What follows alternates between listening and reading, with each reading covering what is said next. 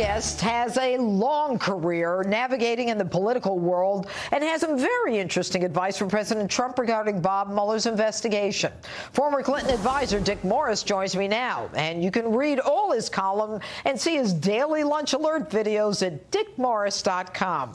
All right, good evening, Dick. It's a pleasure to have you on Justice. And I read your op-ed where you talk about the president, the fact that you don't think the president should meet with Mueller. But before we get into that, CNN is putting out that Donald Trump has begun the initial steps of preparing for a possible interview, but they don't back it up. There's no source saying he's going to do it, but they're just blabbing, so it seems. What do you know, and what should the president do? Well, sitting down with Mueller is really a sort of 3-hour game of gotcha against a professional at that game. Mueller's effort will not be to find the truth or to learn Trump's side of the story. It'll be to catch him in what could be played as a lie, catch him in saying something that might not be completely true, that Trump may not even realize isn't true. And you know how Trump embellishes and talks on and uses superlatives. He's hoping to trap him in those.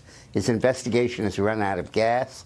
He hasn't found any evidence of collusion, and now he's hoping to morph it into an investigation into obstruction of justice, and hoping to use a comment that Trump may make in an interview to establish that. Trump is insane to go into an interview with Mueller. You know what's interesting, Dick, is that even, Mueller should be investigating a crime. And we all know that collusion with Russia is not a crime.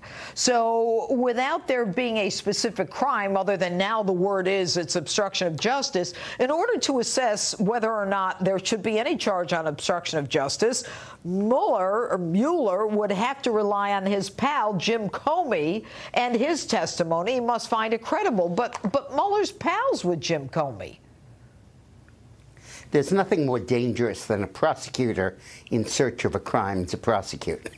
And with these laws relating to making it illegal to lie to the FBI and the literal strict interpretation of what one would say, makes that a complete setup for Trump. What I think he should do is, if he feels he has to testify before Mueller, insist that it be with written questions and written answers. Then his lawyers can vet it. He can be sure that there's no way it could be interpreted as a lie, and he'll come out of this okay. And there's no way that Mueller can argue it's got to be verbal, it's got to be in person.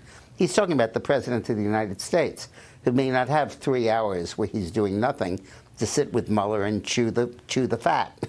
And I think if Trump insists on putting it in writing, he can come out of this process alive. And then I think the Mueller investigation falls apart. Well, were you, Dick, let me ask you this. When you were with the Clintons, were you there as he was preparing to testify during his investigation in the Monica Lewinsky case? I was there, but I wasn't there. I was always in touch with him. But I think that he well understood the importance of avoiding a direct encounter with Starr.